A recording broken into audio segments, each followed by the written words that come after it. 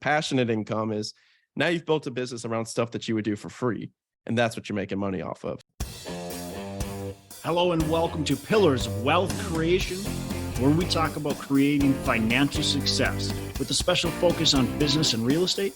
I'm your host, Todd Dexheimer. Now, let's get to it. Hello and welcome back to Pillars of Wealth Creation. I'm your host, Todd Dexheimer. Excited to have Brian Luebben. Brian, how are you doing today? Doing awesome, man. Doing awesome. It's a beautiful, sunshiny day in Austin, Texas. Went for a little walk this morning along the river. It's a beautiful day to be alive, man. How's it going with you? Wow. It's not quite that nice here, but hey, it's 40. I think it's like 43 today. So I'll take it. It's better than negative 20, which it easily could be. So we're all good here in sunny Minneapolis. But so a little bit about Brian. He's an entrepreneur, podcaster, real estate investor. And while in college, built his first company, GreekBeats DJ Entertainment. So were you a DJ? Is that kind of the company?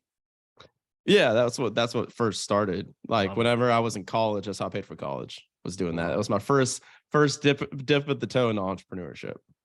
Awesome. My daughter, she's 13. She loves like DJing at home and goes just like wants to be a DJ. So like, that was a blast. Yeah, sounds good. So anyways, after graduating, Brian made it to Fortune 500 company in his sales organization, only to quickly realize that living that American dream, the corporate American life for the next 40 years just wasn't going to be the option. So congratulations, by the way. He officially quit a year ago today, as we're sitting here recording it. Now, as this comes out, it'll be a little longer than that, but was able to quit his job in March of 2022. So, man, yes, that's awesome. It's so exciting. I was just like, when we're talking about that, it's just like, you kind of look back and remember the day you finally said, I'm done. And it just felt so good. Didn't it feel so good to do that?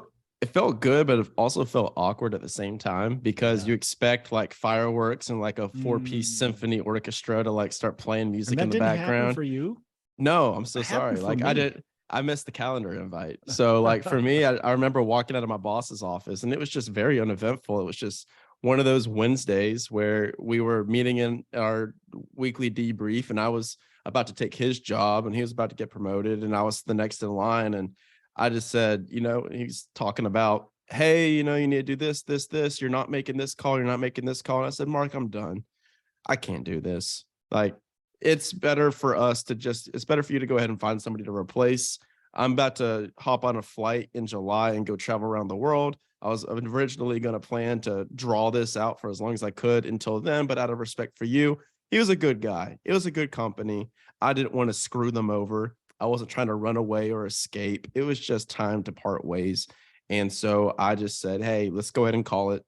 Let's rock and roll. And then so they escorted me out to my car because I remember they had some new hires that day and they didn't want me to go back in and like say goodbye to people as they had people on their first day. Yeah. So they escorted me out to my car and I drove through Fulton Industrial Boulevard in Atlanta. And I was just driving home, I guess, at like 9:30 in the morning on a Wednesday. And I was like, well, what do I do? I can't hang out with anybody. They're all working. So I just started blaring some music in my car. I was like, well, I did the dang thing.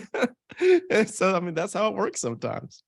That's so cool. Yeah. It for me, when I did it, I felt like I felt really good, but I also felt really uneasy. Was it the same for you? Did you feel like crap? Like what am I getting myself into? A little bit of that? Oh, that was the following 3 months. So my advice to people is if you plan a massive trip, like a massive life-changing trip around the world, don't let there be any buffer between. Just do the trip. Like I had 3 months between the time I quit my job and thinking if this was a good idea by the time I went on that flight, 3 panic attacks in between.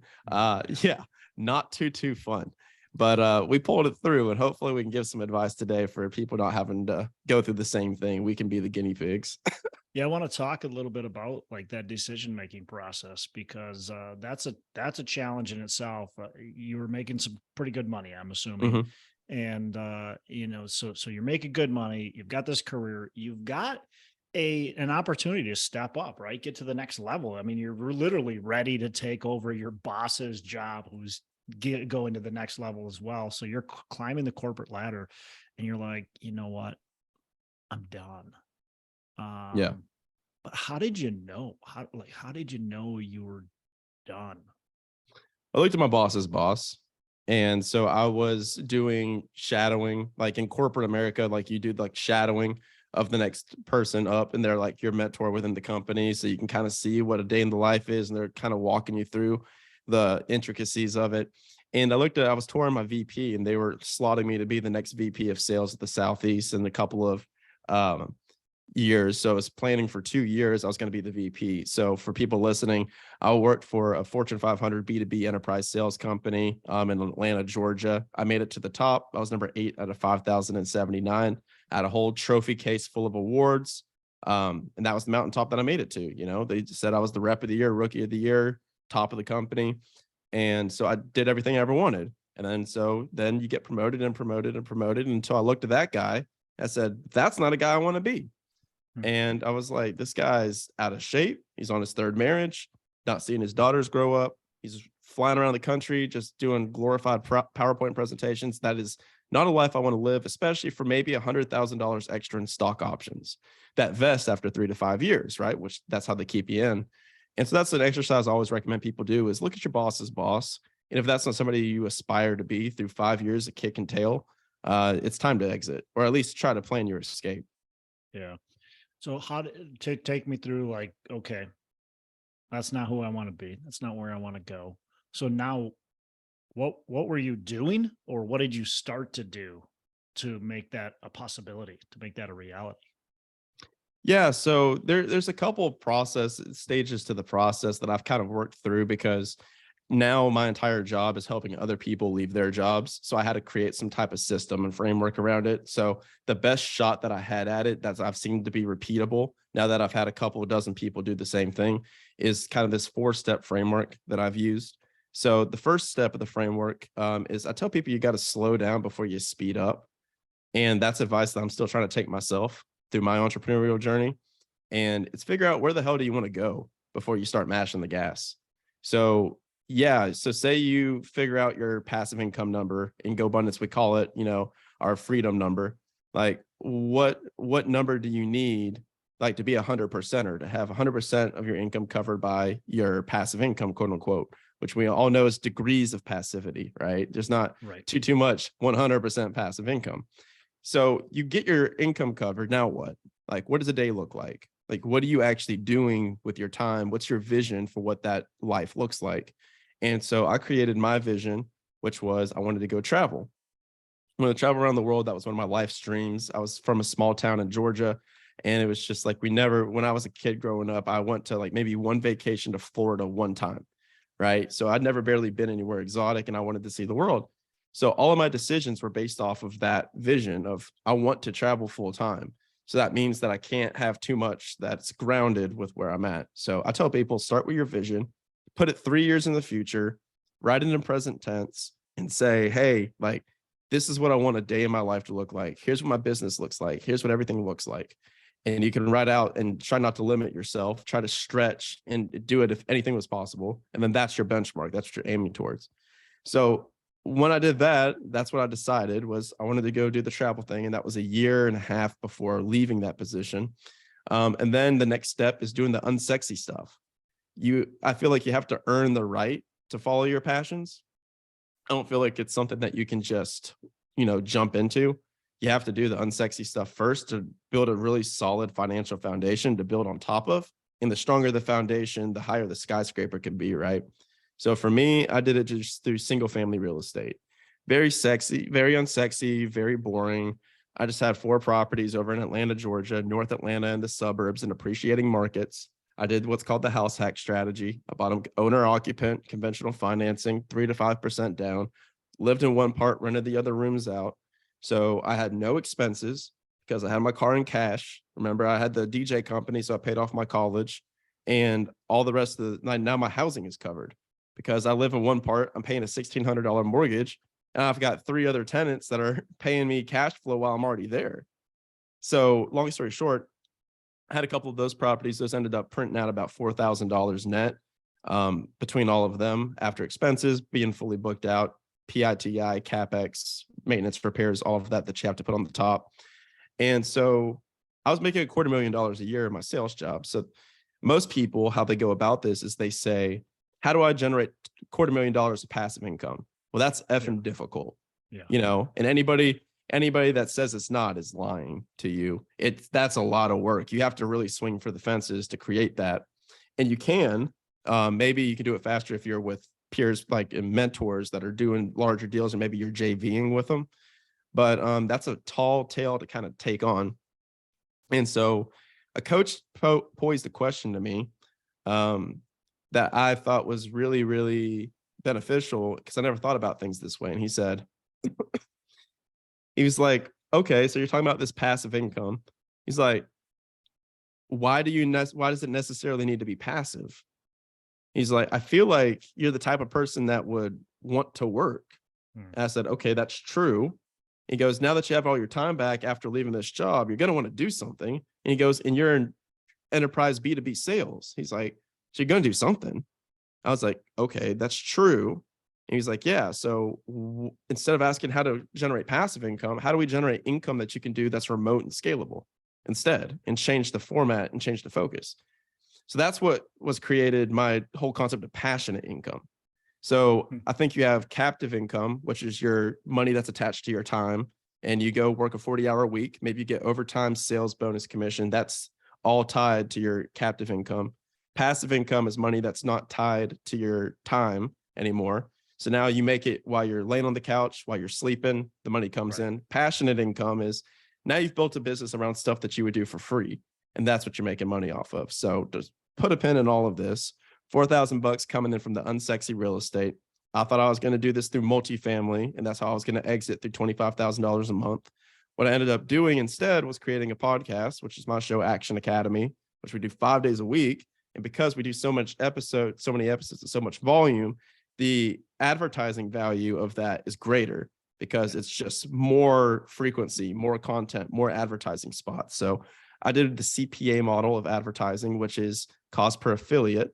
So essentially, the easiest way to break that down is high ticket service. You make a percentage of that service whenever somebody joins that service from your podcast. So for me, I had a couple of different masterminds, different coaches that I paid for.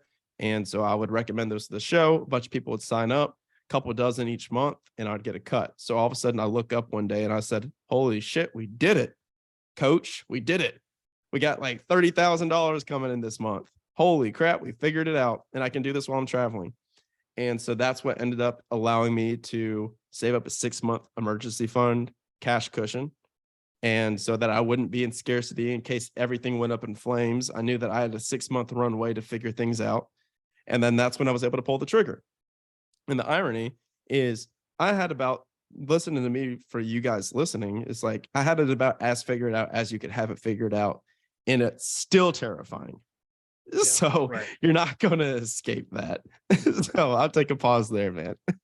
Yeah, you're definitely not going to escape that. That's awesome. I love the 4-step process there, and the really thoughtfulness, because I think a lot of people don't put that thought into it. I talk to some people that just like they're like done and they just quit, and I'm like, what? So what next? Like, well, yeah, I'll figure it out. And it's like, that sounds good, but maybe you should have figured it out first.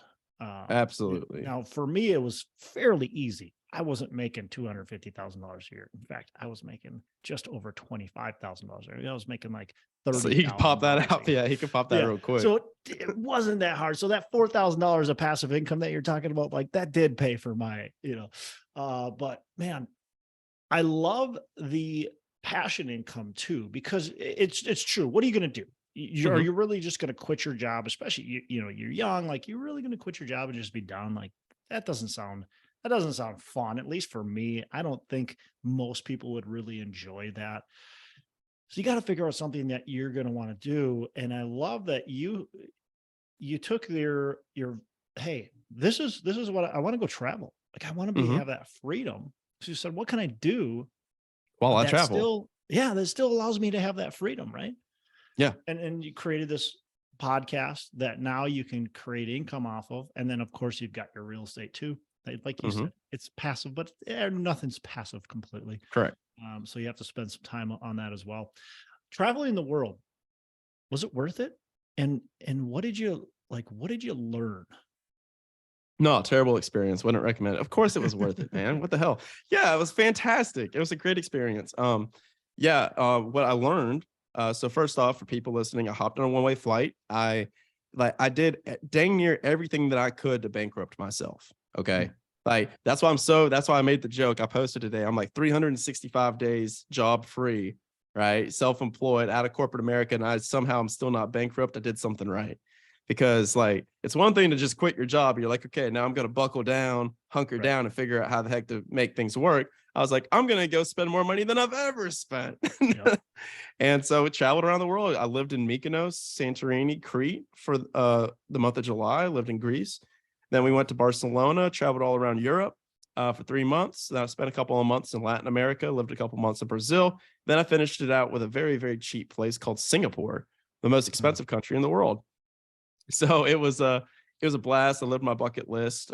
Mentors told me, and I agree with them. You're like, don't try to nickel and dime your dream. So like when it came to the hotels, I was staying in really nice hotels. I was staying in really nice Airbnbs and really nice locations, and we were eating out 3 times a day. Ended up being about $73,000 for the trip for 7 months, which breaks down to about $10,000 a month. Yeah. But absolutely worth it. I would not recommend somebody doing 7 months. I think that was a bit much. I would recommend doing a couple of months. I think 2 to 3 months traveling around Europe would really get the job done. But after that, you really succumb to hedonic adaptation. And I realized it was time to go home when I was in Brazil and I had this floor to ceiling glass window house and I was looking out over this beautiful ocean and this beautiful jungle. There's monkeys and freaking toucans flying around. And I was like, not as nice as Mykonos because you get used to it. And it's just ridiculous. It's like if you buy a Ferrari and you buy another Ferrari, then you're like, that's just a guy that has Ferraris. And then it doesn't mean anything to you anymore. So I think that the diversity is like the spice of life. And you can't really appreciate sunshine unless you see the rain, all the cliches. But some takeaways are that you don't need to mash the gas all the time. So after I quit the job, like that was my entire identity, man. So that's a whole other can of worms that needs to be opened is like you leave your job, your identity is completely gone. Like who the F are you now? Now that you're out of that, because a lot of us are high performers. And if you have the ability to leave corporate America, it's because you're a high performer. Like you get crap done. Yep. And so I was like, who am I now?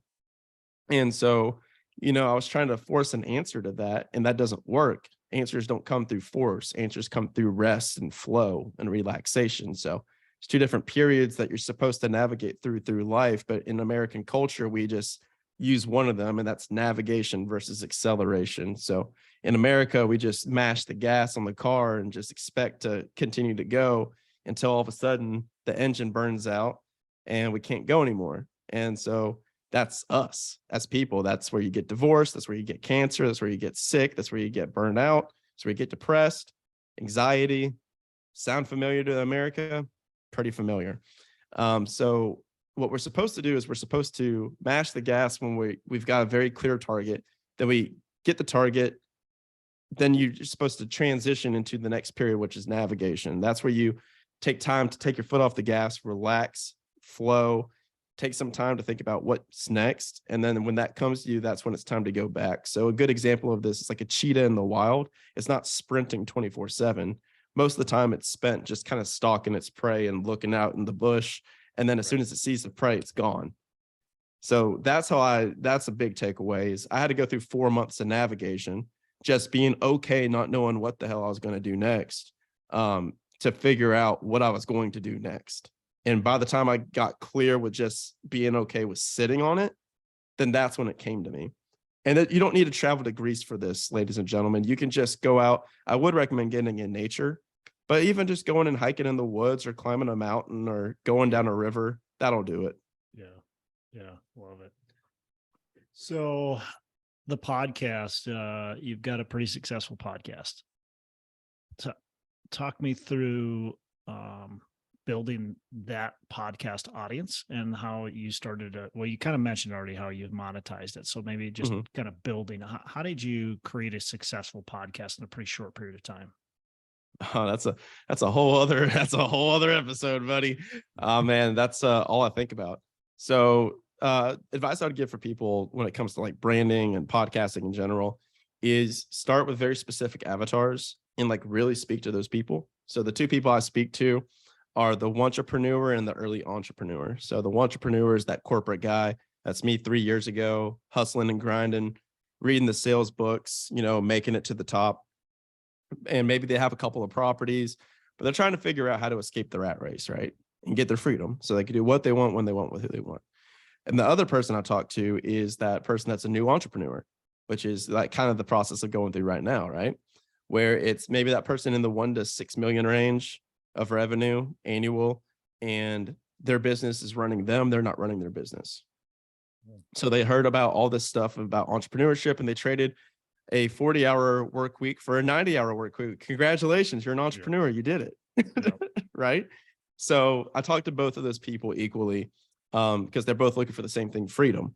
And so we talk a lot about real estate investing, business, entrepreneurship.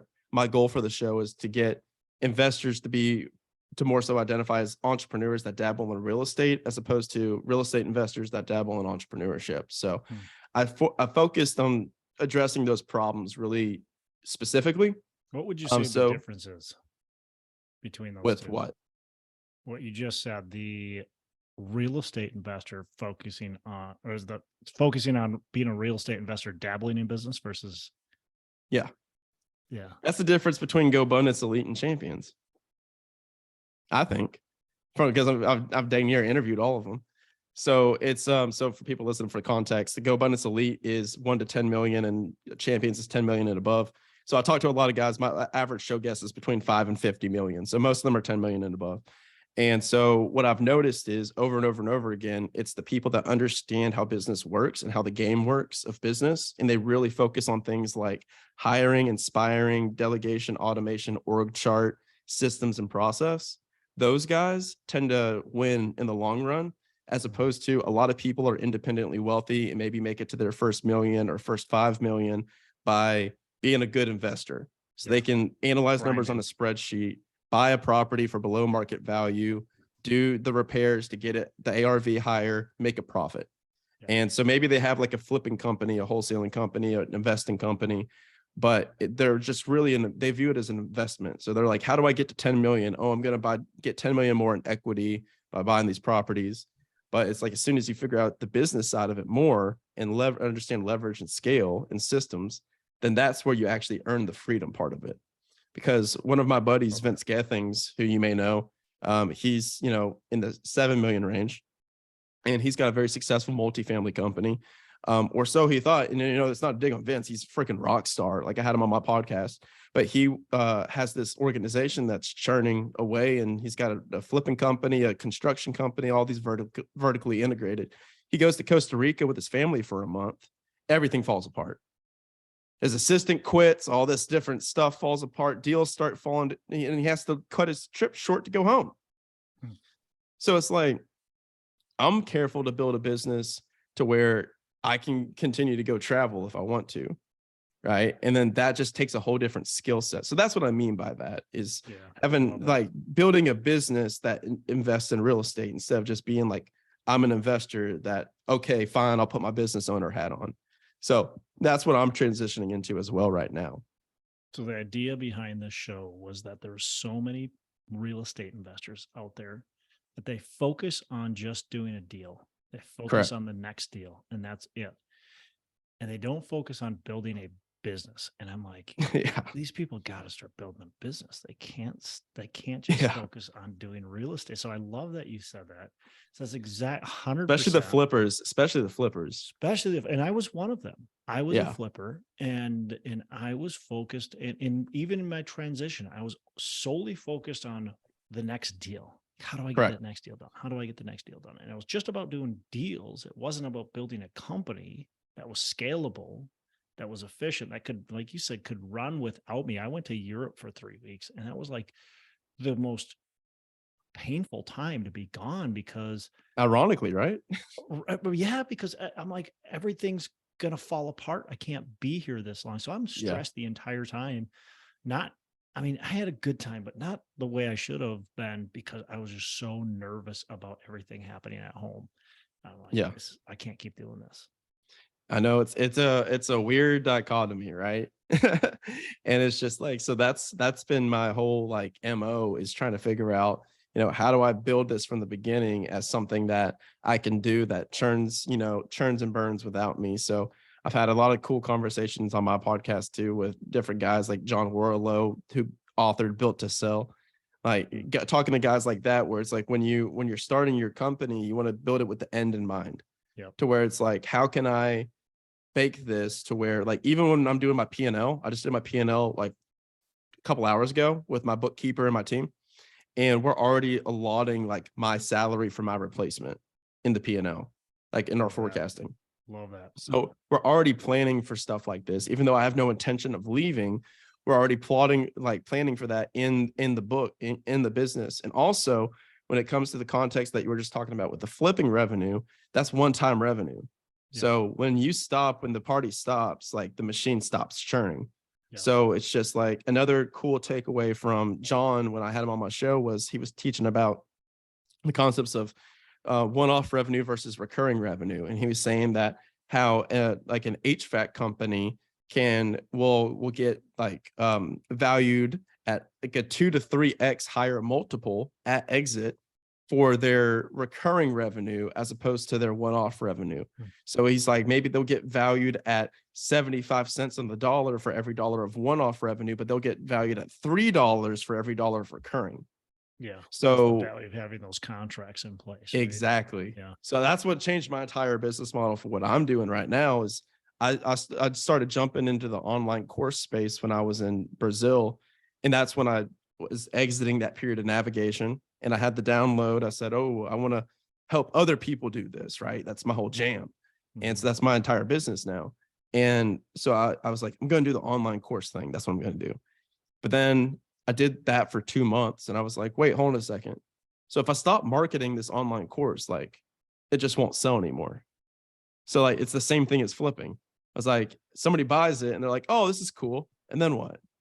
So then I very quickly pivoted into the mastermind, into the annual thing.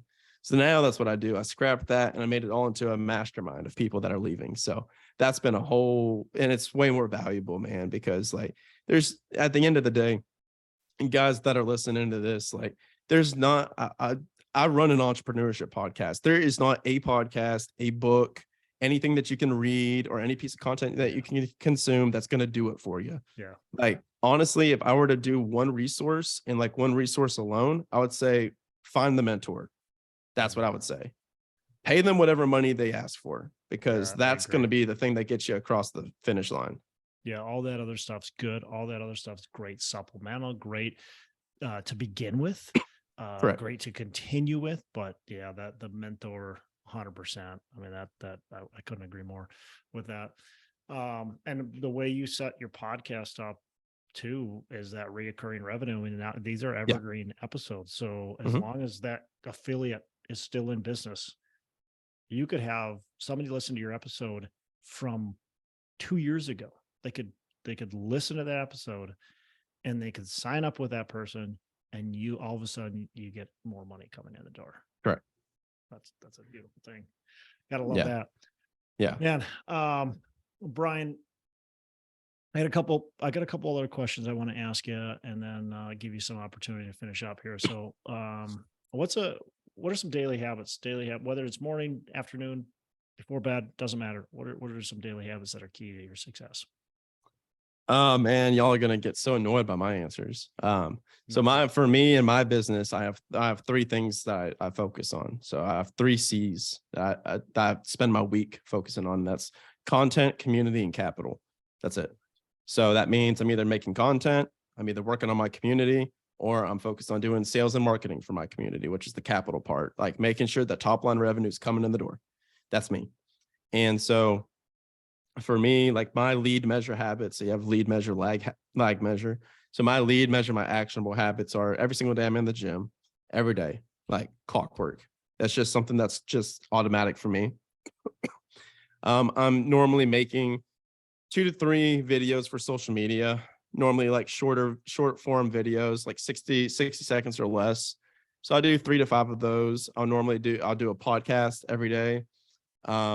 So a lot of it is metrics around content, like 2 Instagram posts, LinkedIn posts, 5 tweets, 5 TikTok videos, stuff like that. That's just like super annoying, but it's just like what actually feeds the machine for me. So that, along with a morning routine, along with now I have a habit of writing 1,000 words a day, working on a book that's going to come out like way later. Like, so I just do 1,000 words a day. So those are my daily habits that kind of lead into everything else. I love those C3s. That's really good content, community, capital. And you know what you want, you know what you're looking for. Yep. What's a book, a favorite book that you passed on to our listeners, or something you're reading right now that you're really enjoying? Yeah. So I was waiting for this one because I have a hot take on this one. But it's just like, I used to be a guy that read so many books. Like I loved reading books, and I was like the book a week kind of guy, right? I was like, oh, gonna read a book a week, man. And then my coach was like, how are you gonna read like Atomic Habits and then next week read something new before implementing Atomic Habits? Yeah. And I was just like, oh, that's a good one.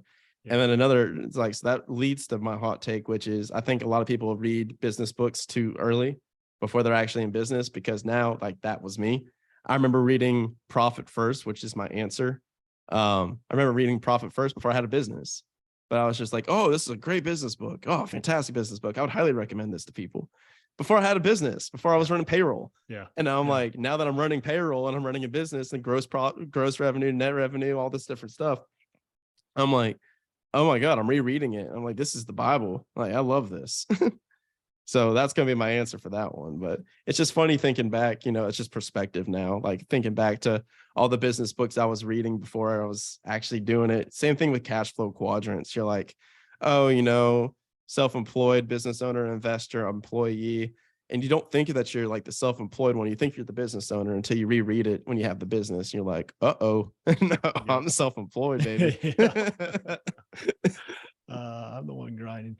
Yeah, it's funny because I had this habit of buying all these books, kind of. Oh yeah, like you. Me too. I'm just constantly buying books. I'm Audible. I'm getting, it just. And then I'm looking at my bookshelf and I'm like, first of all, how can I implement all these books? I've got hundreds of books here, and I can't implement them all. So I'm like, I'm done. I'm not buying another book. I'm done. Yeah. And I'm just going to go through my library and just reread the ones that I think are the most applicable to me today. And like you said, like, how do you read Atomic Habits? You can't just read Atomic Habits and go, okay, put that on the bookshelf. Great book. We're done. Great book. Let's go on to the next one. Let's read Traction now. You can't just. Oh, guilty. Oh, that was another fantastic one. I read Traction before I had a business. Yeah.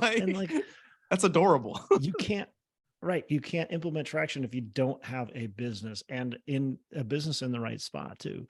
And you have no frame of reference. How many books have you read where you read it and you're done reading it and you're like, or maybe you even quit reading it and you're like, this book sucks.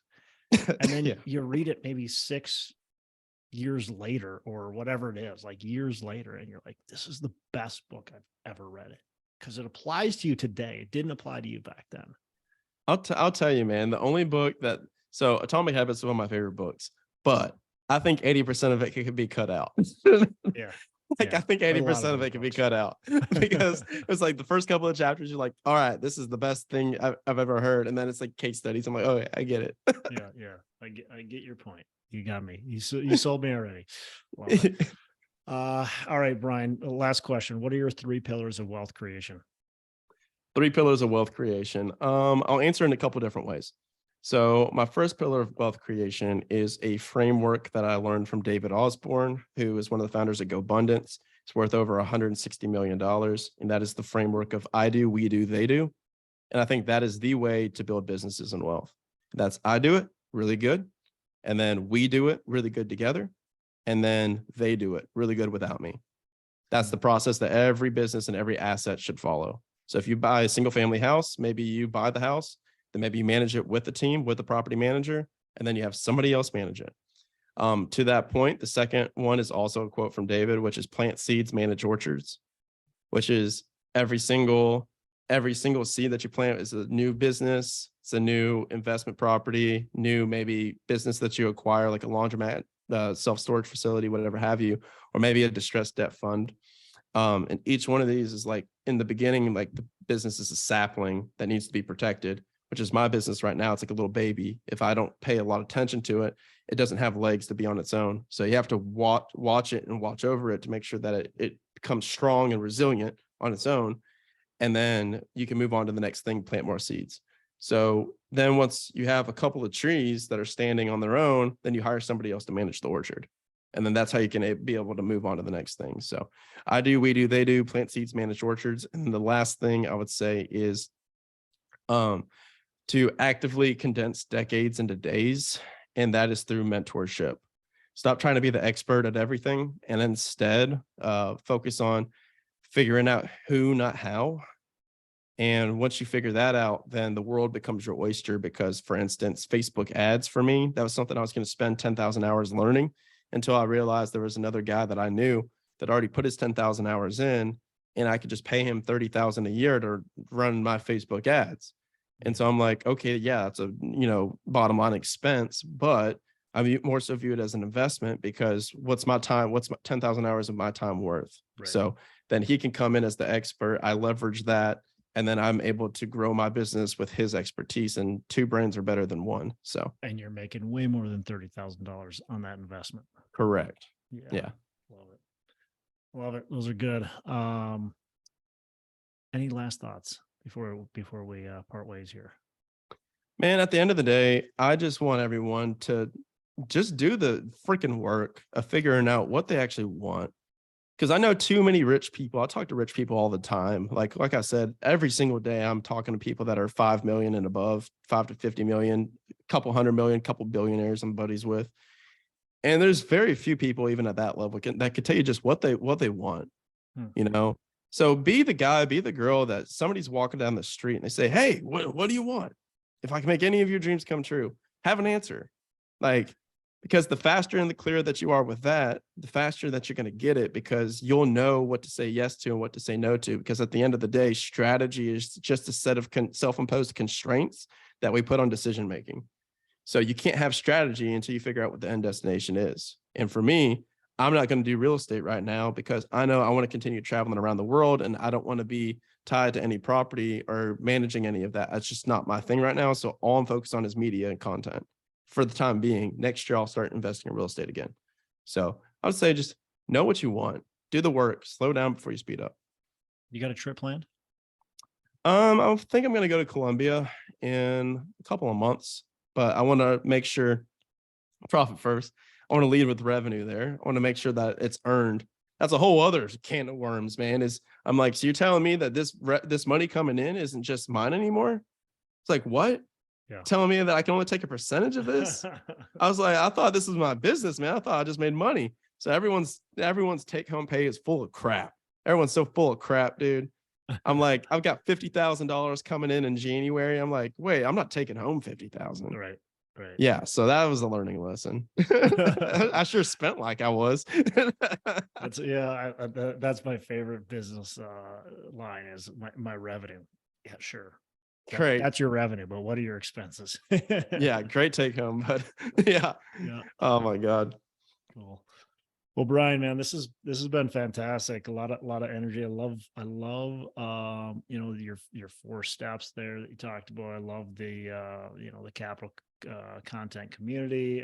Just a lot of great advice that you've been able to give our listeners. How can our listeners learn more about you, reach out to you? Connect? I own a media company. I'm not really online too much. Nah, it's you can find me Brian Luebben anywhere. That's Luebben. I would say go check out Action Academy podcast. That's probably your best bet. There you can kind of find everything else for me. If you want like a little freebie giveaway for people that really like text and they really like something in writing, you could check out w2toworldtravel.com, and that has a 26-page free guide walking through the actual like numbers of my deals and everything, so you can see like here's how much I put down, here's how much I did in renovations, here's the actual dollars and data behind everything that I did, and it'll walk you through step by step with a bunch of resources there. So it's a little freebie. Cool.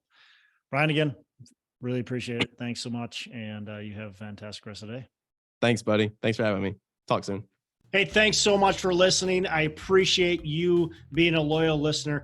I would love to have you go on to our Facebook page and subscribe, give us a thumbs up, go on to iTunes or wherever you listen and give us a rating and review. Don't forget to subscribe. Your rating and review just helps us push this out to more and more people and continue to grow our audience and hopefully positively affect a ton of people out there that really need this and want this. So the other thing I've got for you is a free ebook on my website. So go on to venturedproperties.com, and download our free ebook on real estate and on syndication. And I've got some data points in there, some really good stuff for you. So I'd love to have you take a look at that. It's free. I'm not expecting anything from it. And also, look, if you want some help in multifamily, want some help learning, growing, getting your business off the ground, I would love to talk to you about what it would look like to work with me potentially and see if that's a good fit. So you can go to coachwithdex.com and check that out, and we can definitely have a call. Thanks a lot for listening. You make it a fantastic rest of the day. I'll catch you on the next episode.